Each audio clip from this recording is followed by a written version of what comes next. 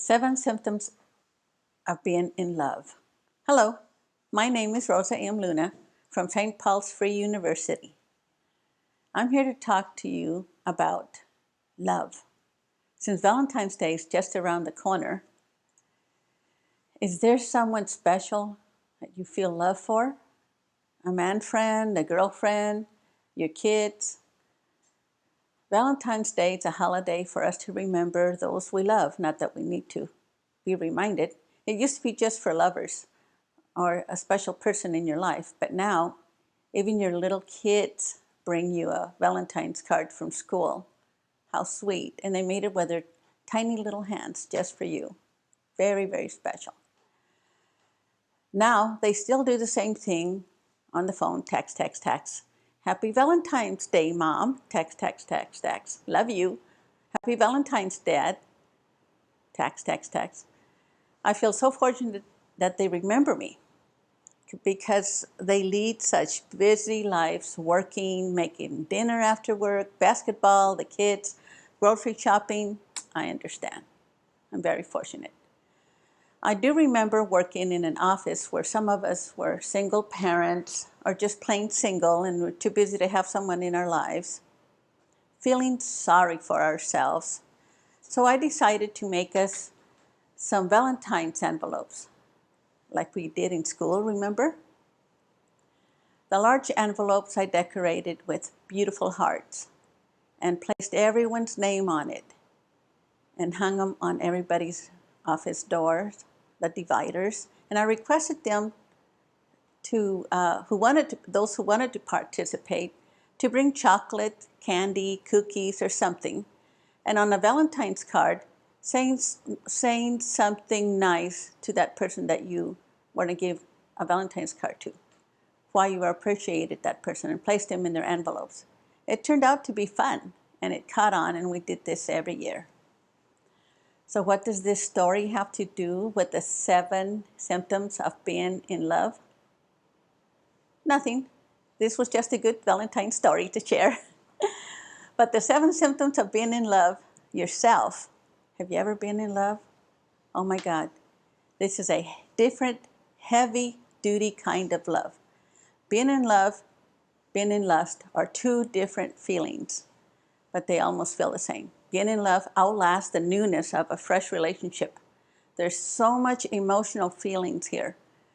The attraction, the chemistry is so strong. Who wants to talk at first? Sex is amazing. Your other desire for that is the excitement to see that person again. Symptom number 1. There's such an excitement of seeing each other again. You might even feel butterflies in your stomach. That's part of the excitement. I remember feeling that. And it reminds me of something that my mom told me. When I told her about being in love, she kind of smiled and giggled and said, "You feel butterflies?" I said, "Yes, Mom, I feel butterflies." "What does that mean?" And she said, "Well, if you don't know the difference between love and a bowel movement, then you don't believe it's love." That was funny. But it's exactly how you feel when you're excited to see this person again. Your stomach reacts funny. Or is it a warning? You've heard the saying, listen to your gut feeling. Symptom number 2, you just can't stop smiling when you think about that person. Can't stop smiling. That person just makes you smile. Symptom number 3, that person makes you feel so happy. Remember happy? You also are nice to other people, your co-workers. If your computer crashes, you don't care. And it doesn't matter to you if the world's going to end. How many times have you heard that? You don't care. They've been saying that the world's going to end for decades. And guess what? We're still here. Symptom number 4, the newness of the relationship. Oh my God, you're still in love. There's still newness and you're feeling the leftover of the newness and it feels so good. You're now in a relationship with a person that you love and care for. You feel this person is the one. You feel emotionally, mentally, and physically secure with this person. Never once did you feel judged by this person. Symptom number 5, you're at ease. You're at ease with this person and you feel loved by this person. It's easy to share your stories with that person. And that person makes you feel at ease being yourself. You feel secure, you feel safe when you're with this person, and when you're with this person, you have a sense of peace. When you're away from that person, you feel like a fulfillment all over you. You can't stop thinking of this person. So you text that person and let that person text you back, letting you know that that person's thinking of you too. And so you're both thinking of each other. Symptom number 6, different but positive feelings. You have a different and positive feelings about the future with this person. Maybe I now have someone to go with me to my relative's wedding. I will no longer feel out of place or feel alone. Maybe we can take dancing lessons together. I love this person so much that maybe we can even live together, live with each other. And now this is our relationship and in love. And when you feel well loved, nothing is impossible. Symptom number 7, health. You're now in a healthy relationship. You feel good being truly in love. It energizes you.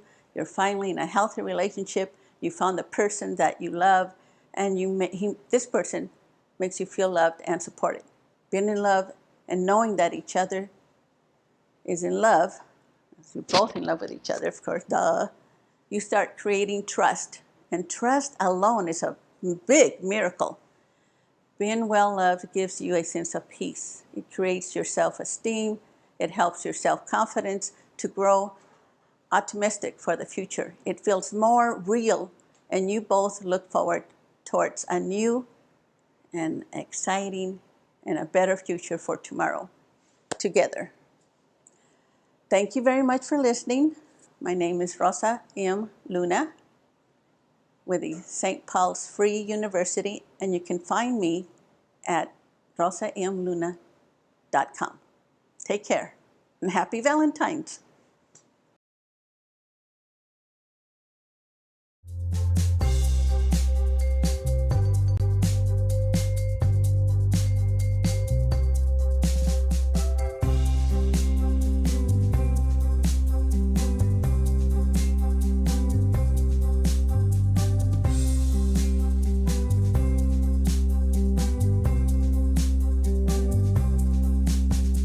If you don't have a date for Valentine's Day, so what?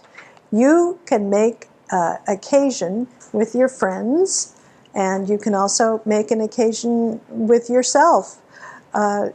Make a special set of things, a wonderful meal, but I recommend you share it with somebody. I share Valentine's Day with all my friends. I send Valentine's cards to my friends and hope they have a wonderful Valentine's Day, and that they celebrate loving themselves, because we love them. It doesn't have to be in a relationship. Valentine's Day doesn't need a date.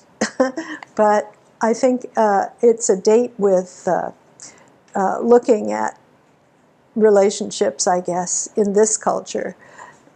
We don't need to have relationships anymore the way the world is. Not for survival. We have relationships we keep around us, but we don't need a partner who's with us all the time. So I think I kind of messed that up. We need relationships, we need friendships, we need love, but we don't need to have a partner who we're attached to in a contractual manner, as it were. We can have a partner, business partner, we can have other partners, but we don't have to have partners. You can be fine without any partners in this world. So enjoy Valentine's Day as a special treat for yourself. And happy Valentine's Day.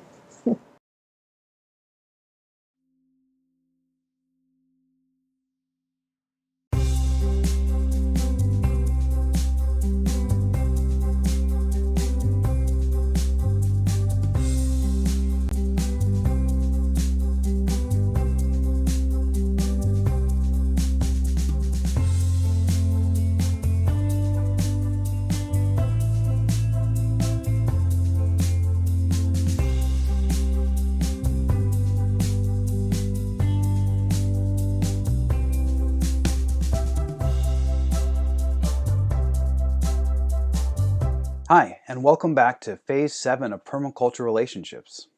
This is the 7th and final phase of relationship growth, which I've entitled Harvest. So if you're just joining us here at the end of the series, you may be wondering, what is a permaculture relationship? Well, permaculture itself is the study of permanent agriculture or permanent human culture, right? And one thing that I think gets left out of that discussion too much is powerful, strong, committed relationships. And so this series is my attempt at approaching the topic of relationships using the tools and the imitation of nature that is the hallmark of permaculture design. So now we're into the 7th and final phase of the 7th phase of love, which is true and enduring love. And so this isn't really a pass-through phase, in my opinion. This is more of a goal phase, right? And so I'm going to be, in essence, summarizing the whole process here and looking at what does it take to really get to this true and enduring phase of love, this love that we all dream of, this deep and abundant spiritual love. The first thing and the natural point that I like to bring up here is that you reap what you sow, right? If you plant tomato seeds and you're not going to get anything else but tomatoes, right? If you want apples, you need to plant apple seeds, and you want pears, you need to plant pear seeds. But so frequently in relationships, we see people who complain about what they've gotten themselves into, complain about the way things have gone. But if you ask them, what have you done to push the relationship in the right direction? How did it start? What was the basis of this relationship founded on? How did you act to each other in the first few months? And a lot of times the basis of a respectful, loving relationship were not there. It was either passionate or by chance, or there wasn't the effort put in to put in the right inputs to water the relationship appropriately, to fertilize it. It just kind of went, and then stuff came out, and it wasn't what you wanted, but you didn't put what you wanted in there.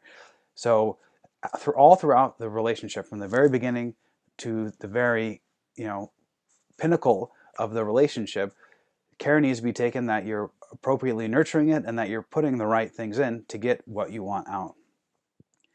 And one point I like to make here is that it's extremely important to take the good times when they do come.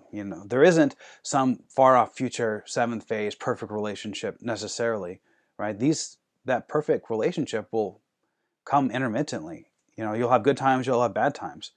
And sometimes it's the very best memories that come out of unsuspecting times, little downtimes you have, or that, one picnic you had when starting up the homestead, and it was not necessarily what the world would perceive as the best situation. Maybe you didn't have the most money, maybe you didn't have the most free time, maybe you're just worn out and tired, but somehow out of that, something bloomed, and those became the memories that you look back on and say, that was one of the best times of my life.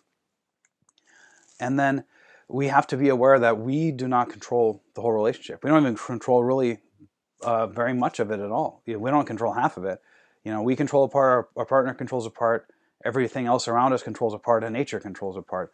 And just like the berries and the bushes in the forest, or even the bushes that we plant on our homestead, we don't get to control when the berries ripen. We might get to control what kind of berries are there, and we might have an influence over how many there are, but we have to eat the berries when they come, or we have to harvest them when they're there to harvest. And so if we focus too much on the future ideal that we're working towards, we might even miss when we've gotten the fruits that we planted in the first place. And secondarily, good farmers, good permaculturists, they take the long-term perspective on things. Their mindset and the way they speak is in seasons, years. It can take years to build up a profound, good functioning homestead plot of land, to fertilize the land, to build up the ability to grow, to build up the right animals, the herds, the family. And likewise, it takes years to build up a strong, profound relationship. And so if it's going to be something worthwhile, something that's really long-lasting, we got to be prepared for the time that it does take. In our society, there's so much emphasis on right now, instant gratification. And there's a lot of lore in the in the public mind from Hollywood style relationships to where you go from nothing to committed for life in the course of a 20 minutes video. And even in the story itself, it's sometimes a week or a month or instantaneously. And if we expect that to be how our relationships are going to work, we're probably going to be disappointed. In nature, it's very rare for things to happen instantaneously or over the course of a few days. Nature works in months and years and decades and long cycles. And so if we are not prepared to ride that long cycle, we're probably not going to have anything that is that long lasting. Nature does have beautiful flashes and then it's gone and it dies. And so if we're content with flash in the pan relationships, then yes, we can probably work on a shorter period of time. But if we want long lasting, these beautiful, genuine, deep connections, then we need to be prepared for the decades that it takes. So anything worth having is worth waiting for. The last point I'd like to make is that good works yield compounding interest. Just like a herd of animals or a handful of seeds, by planting those seeds, you will get, hopefully, a little bit of a return, a few pumpkins. But each pumpkin has more and more seeds in it. And then the next time you plant those more seeds, you'll get more pumpkins back. And on and on and on, and year by year, it'll come to the point where you have so many abundant pumpkins you're able to share with everyone in your community and have plenty, more than you could ever use. With animals, it's the same way. By every year, the animal and the herd can go stronger and reproduce with proper management and get bigger and bigger and bigger until you have an abundance of animals and life, on your homestead. And it's the same thing with a relationship. By planting these little seeds of goodness and the proper respect in the relationship, they will eventually bloom in your partner, and then you'll get the fruits back of the love and the deep bonding that you were looking for. And so that gives you the motivation and the good feelings to plant even more of those seeds again and again and again. And year by year, you'll build a relationship that's deep and abundant with love and respect and deep connection. So, final two methods of the series, let's look at what we're putting in the relationship and just make sure that what we're planting is actually what we want, right? And we're actually planting the seeds that we think we are. So the first method, I'm going to look at past relationships. That's one great way to see, am I actually doing what I think I'm doing? Am I getting what I'm getting in these relationships, which if they are past, they probably didn't work out exactly the way that we wanted them to. And is it because maybe I'm not planting the right seeds? So look and either write down or think to yourself, what do I like about my previous relationships? What aspect of those relationships were good and that I want to have continue on from relationship to relationship? What do I not like about my previous relationships? And this is probably an easy one for most people, but it's important to balance it with the first question so we know, this is what was good and this is what was bad. There's no relationship that's wholly bad, otherwise we wouldn't have gone in the first place. Then let's look and take a little responsibility and say, what did I do to contribute to these outcomes? Right? It's not my fault, but I was there, I was part of it, and I did something that, and that's a good thing. I have the power to influence my relationships and to make it good or bad. And part of why it didn't work out last time was me in some aspect. So what did I do that maybe contributed to this? Intentionally, unintentionally, it doesn't matter. And then in that relationship, what did my partner do to contribute to those outcomes? There's no relationship where you have complete control. Your partner has to have some influence too, and they probably contributed to it as well. So try to identify what elements in that partner didn't contribute to the relationship succeeding. And lastly, what was out of our control? What did our friends do? What did our family do? What was society? Was it just was it a work situation that came up that maybe influenced it? There's going to be a lot of that no matter what type of relationship you have, and it's good to have perspective on. Sometimes things don't work out just because it wasn't the right time. Method 2, I call a seed catalog method. So this is looking at what seeds are you actually planting and what seeds could you be planting to harvest into the proper relationship. And so look back in the last month and say, what have I contributed to this relationship reaching its goals?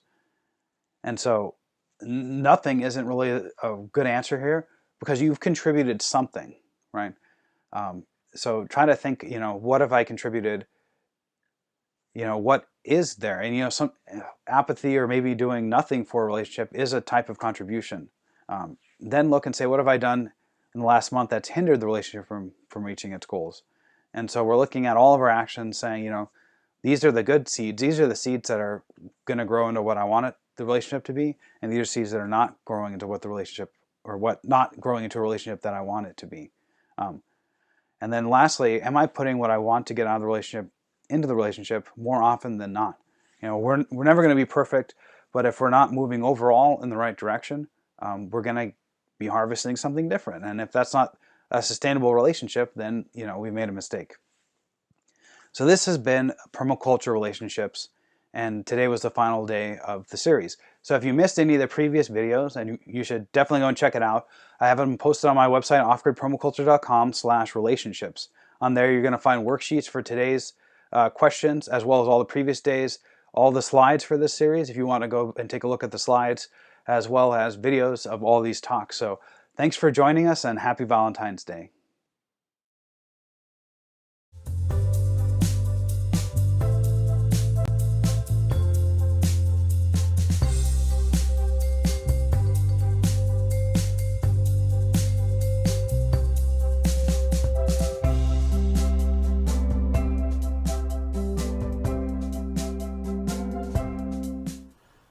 True love.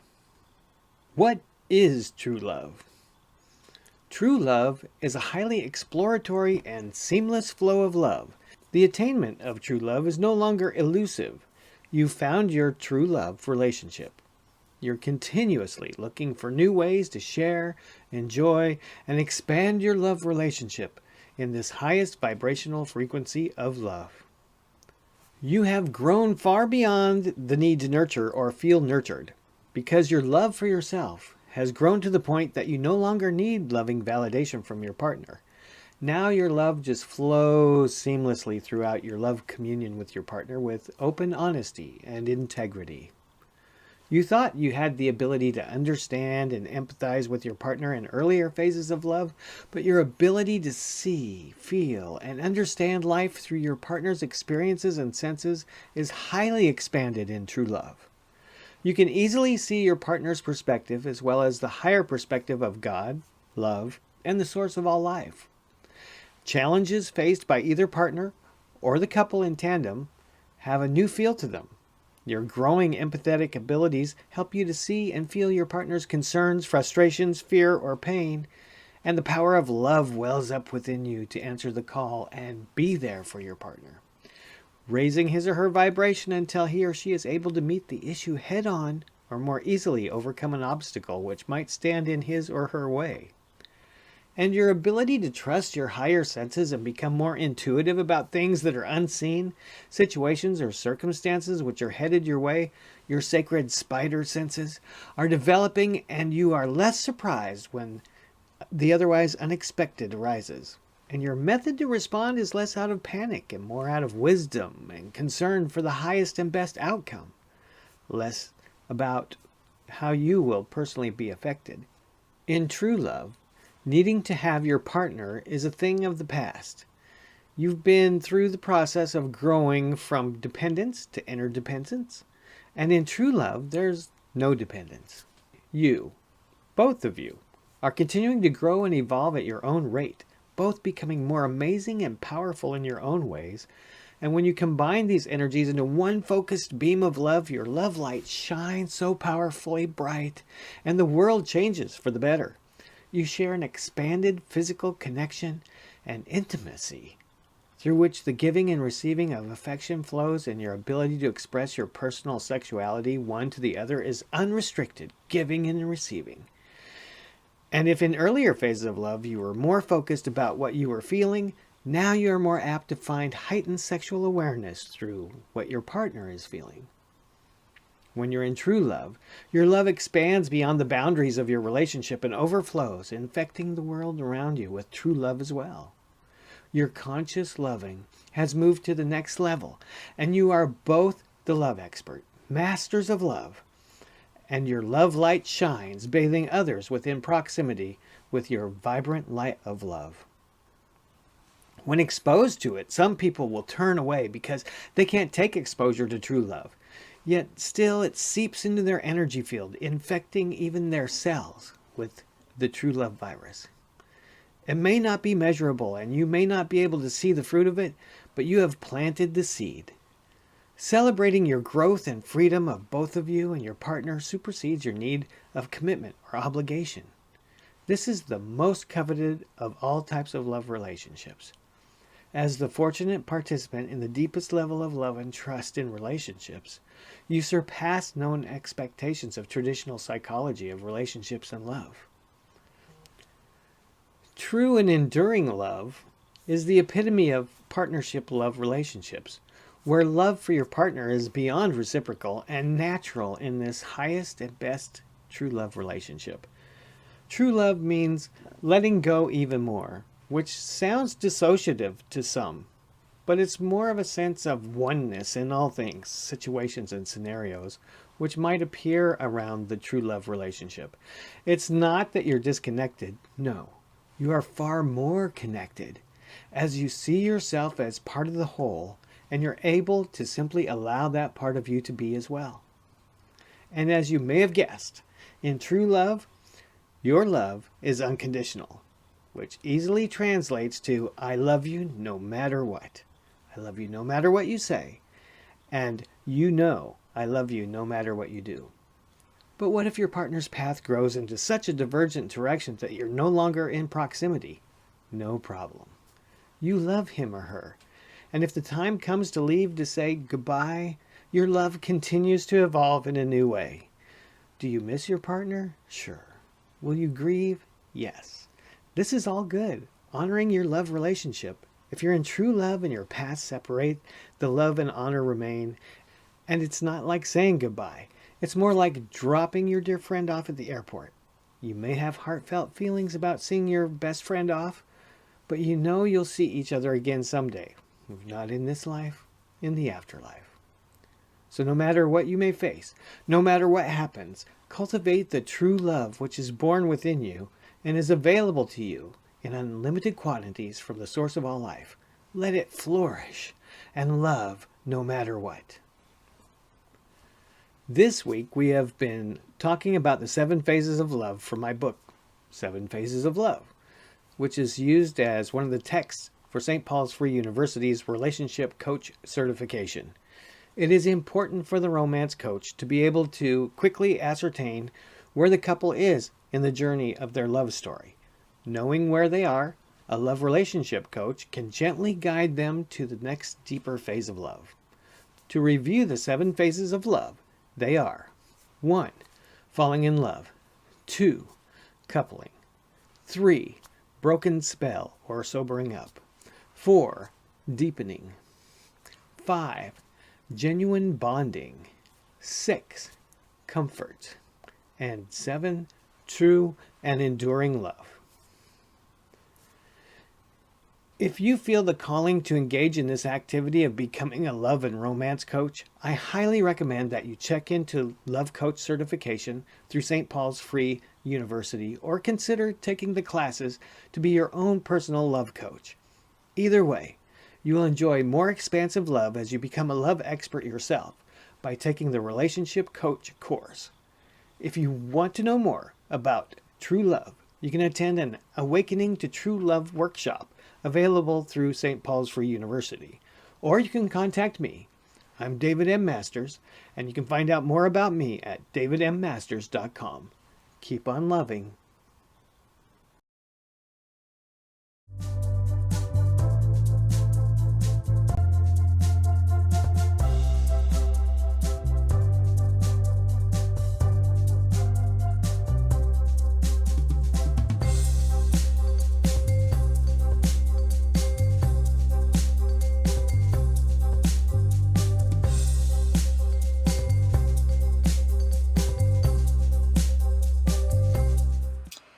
Seven ingredients necessary to build or strengthen your relationship. What exactly is true and enduring love?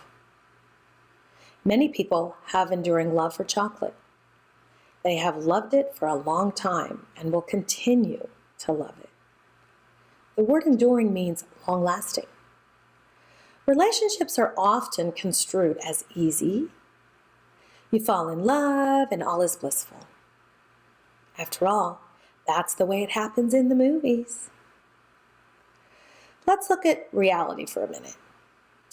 Long-lasting relationships are built on enduring love, which is itself based on a healthy foundation.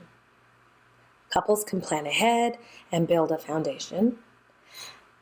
Couples who find that their relationship seems to be lacking the things that they desire can take restorative steps to strengthen their foundation. I will be discussing 7 ingredients necessary to build or restore your relationship foundation. First, we're going to talk about compatibility. One major component of a successful relationship is that you are compatible with your partner. You may have heard that opposites attract, and that is largely true in science class when you're discussing magnets. However, it may also sometimes be true in relationships, which is how the phrase became so popular. So take note that the phrase says that opposites attract. It does not say that they last. Often, opposites attract because they find the discord and the drama between them very interesting.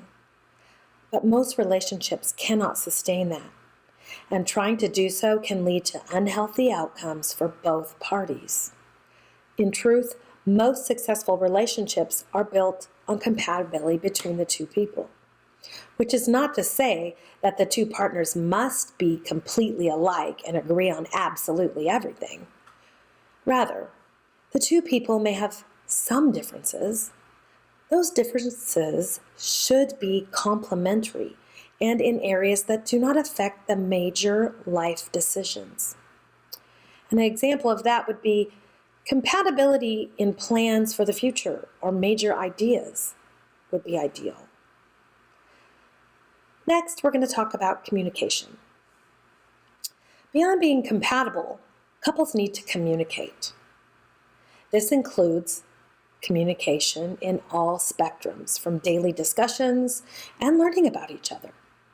And yes, even having healthy disagreements. We do not have to agree with everything. Along with good communication, each party should feel comfortable being able to say how they feel, as well as what is on their mind, and be heard. There are times when couples need to work earnestly in order to have good communication skills. It doesn't always come real naturally. One key skill is active listening. It involves hearing what your partner is saying. It means listening, to listen, not just to think of a response and wait for your turn to say what you want to say. Active listening also involves reflecting or paraphrasing what you hear and asking questions about things you do not understand. If you are not truly listening, you will not have the capacity to paraphrase or ask questions. When being the talker and not the listener, good communication skills sometimes require getting your emotions in check. This is so you do not say things you might regret. We've all done that. You may even need to pause, think things over, and then express yourself when you can do so in ways that will not be harmful or hurtful to the other person or the relationship. This can prevent unproductive arguments. And at the same time, sometimes couples do need to communicate to work through a disagreement. If a couple never disagrees and never argues, it could mean that they are avoiding difficult conversations. Some confrontation of difficult matters is necessary, also to make a relationship healthy enough to last. When disagreements do occur, just use good communication skills to sort things productively. Simultaneously, communication does not just occur through words. There are many ways to give and receive love besides just words. Figure out how you typically communicate your love. Is it through giving gifts, spending quality time together, or maybe something else? Also figure out how your partner communicates their love. If you use different ways to communicate, you might miss the signals. So it's good to know. However, by talking about it, you can be sure to communicate love in ways that you will both recognize. I personally recommend the book, The 5 Love Languages by Gary Chapman. It can help you both in determining each other's love language and solve issues before they even come up. So the next thing we're going to talk about is honesty. It is likely that you have heard the old phrase, which says, honesty is the best policy. Indeed, that is generally the case in a healthy relationship. That is true from the very start. In the beginning, many may be tempted to be misleading about who they are and what their future may look like. However, being dishonest will not lead to an enduring love or a relationship that lasts. As you build your relationship, you need to be honest with your partner about your past, as well as your present, and what you want in the future. Making up lies will only undermine the relationship. They will fester and erode at an already poor foundation to the relationship. Now, this is not to say that you must be brutally honest. There may be times where you tell a small little fib, like, yes, that dinner was just so amazing, so as not to hurt your partner's feelings. However, you should certainly weigh out whether the lie is necessary and not selfish. Compromise will be the next thing. You may have heard you can't always get what you want, but if you try sometimes, you might find you get what you need. This is true when it pertains to compromise in relationships. The reality is that even if a couple is very compatible with similar mutual goals, there will still be times where each person wants something different. In those instances, the only solution is an old-fashioned compromise. Now, compromise is not as simple as this time one partner gets their way and the next time the other partner does. No. Nor does it always mean meeting in the middle, because sometimes there is no easily found a middle ground solution. There's no way to find that middle ground solution. Real compromise is about talking things over and finding the best solution in each specific situation. And sometimes one person may have to give more, or sometimes the other person will. Make the focus finding the best outcome each time so that you do not feel tempted to, what they call keep score. Next, we're going to talk about understand. Being in a relationship also requires a high degree of understanding for one another. You're not always going to be on the same page as your partner.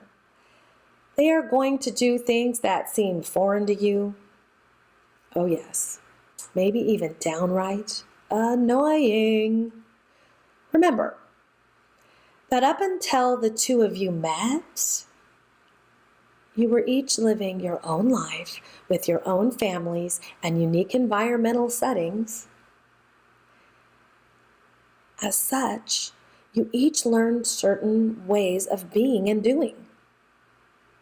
It can be very tempting in a relationship to be judgmental when your partner approaches something in a vastly different way from you, the way that you do.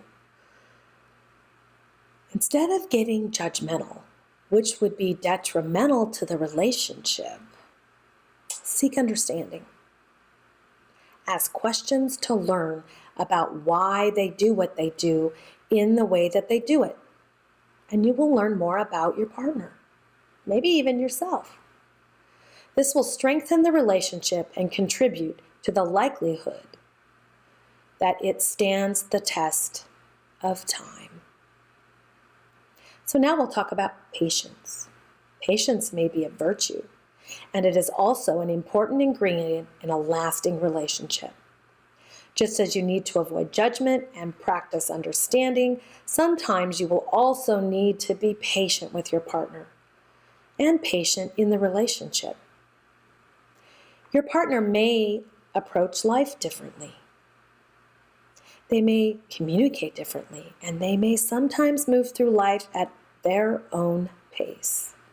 If you push them and rush them, it will harm the relationship. Instead, practice patience. And lastly, we're going to talk about forgive or forgiveness. Enduring relationships require a willingness to practice forgiveness. Everyone will mess up from time to time. Your partner may forget that dinner date. They may neglect to pick up milk from the store. Holding grudges will only chip away at the relationship. Forgive the small stuff and let it go. For the bigger stuff, such as a breach of trust or infidelity, you may still need to work toward forgiveness to maintain the relationship. In those cases, you may need outside help to make that fully happen. I am Wendy Johnson at wendyjohnsonslifecoaching.com and St. Paul's Free University. Thank you.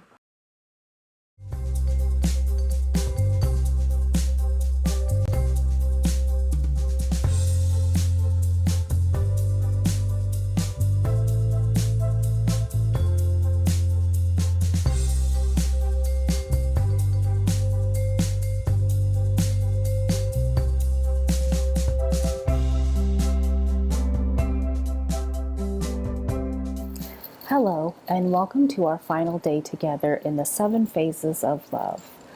Today I'm going to be talking about habits that long-lasting couples do that keep their relationship strong and healthy. Number 1 is they spoil each other once in a while. Every once in a while it's nice to have your partner just spoil you with your favorite meal or flowers, and not, I'm not talking about birthdays or Valentine's Day or Christmas, but, a day just because. It's a nice surprise to have that out of nowhere, to have someone, think about you and want to spoil you and show you appreciation as a partner. It's really important not to do it all the time, because then it becomes less special, and we tend to take things for granted if it becomes a regular routine. So it's nice just to have a surprise once in a while of getting showered with gifts and love and affection. Number 2, forgive and forget. This can be kind of difficult. It's easy to forgive and forget little things, but sometimes even in the best relationships, major mistakes can happen.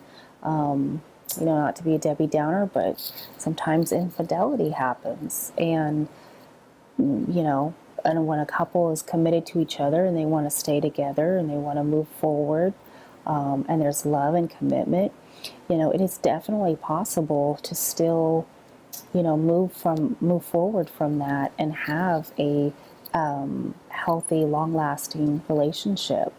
It does take work, though, when it comes to something like that. But couples that stay together for the long haul really understand that nobody is perfect, and they make mistakes, and they're also accountable for their own mistakes and take responsibility for that.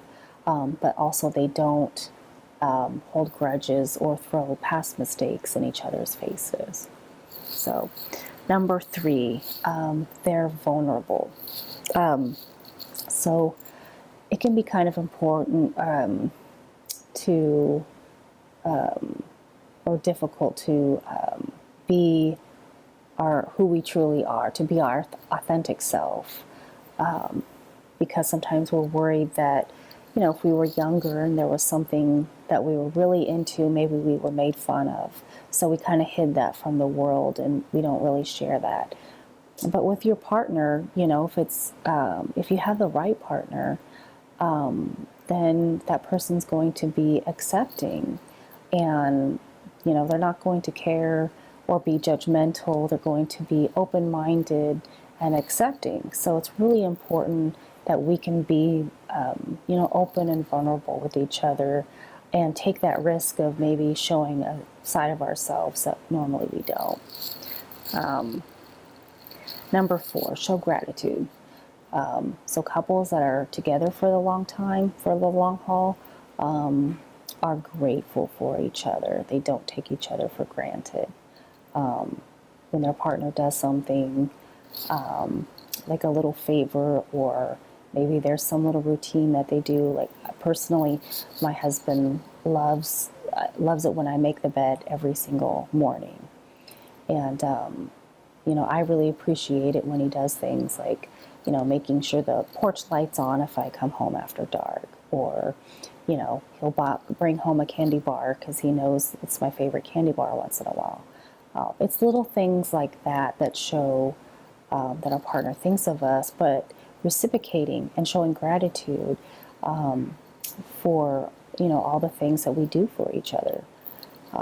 It's really important to be thankful and grateful. When you're thankful and grateful, you're just a happier person in general. Number 5, focus on positive and not the negative. It's really easy, and it seems like in this, time period, people, there's just negativity everywhere, and everybody would much rather criticize and focus on negative and focus on what they don't like.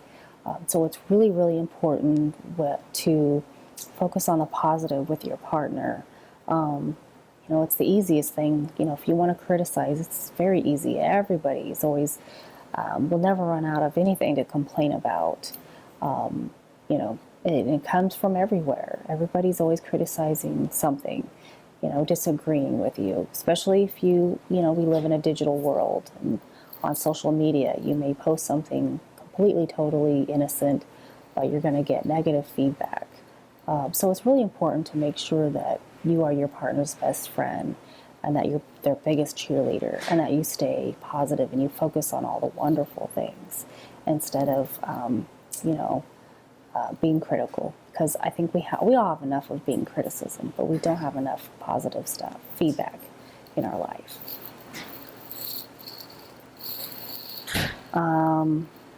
6, plan together.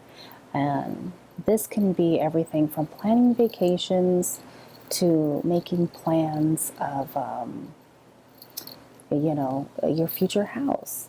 Do you want to buy a house, or do you want to move?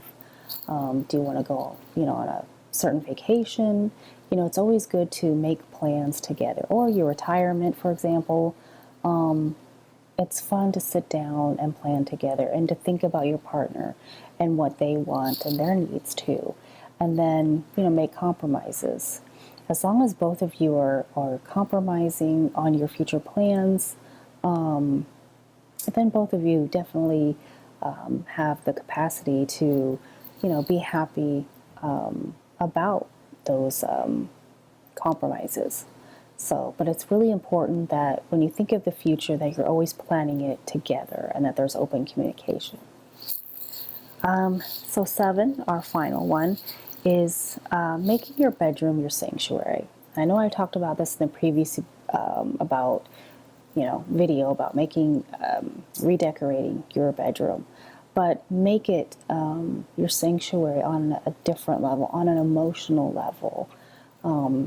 Really take a look to, do you have a TV in your bedroom? Is it distracting? You know, does your partner have things in that room too that are meaningful and to them as well? Or, you know, make sure you're not decorating your bedroom just what you want, but make sure that it's also you know, comfortable place for your partner as well. Make sure that it's a sacred place, a place where you are celebrating your love and your relationship. Make sure it's a place where, you know, you're not going to do your fighting, but instead maybe you're problem solving. Try not to go to bed angry. Sometimes that can be difficult, but sometimes it's worth it, you know, because we never really know, you know, day to day, you might, you know, when a person might not be there, you know, we just never know. So it's always good, you know, never to go to bed angry or leave each other angry without at least, you know, saying, you know, hey, I'm upset about this, we'll work it out, but I love you. So even if those feelings, those strong emotions are there, it's still good to reiterate, I love you, before you guys separate, either, you know, by going to bed or leaving for the day. So that's it. That is the final day. And I hope you guys enjoyed the videos and some of the tips. And I hope you guys have a wonderful, beautiful, romantic Valentine's Day. Thank you. Goodbye.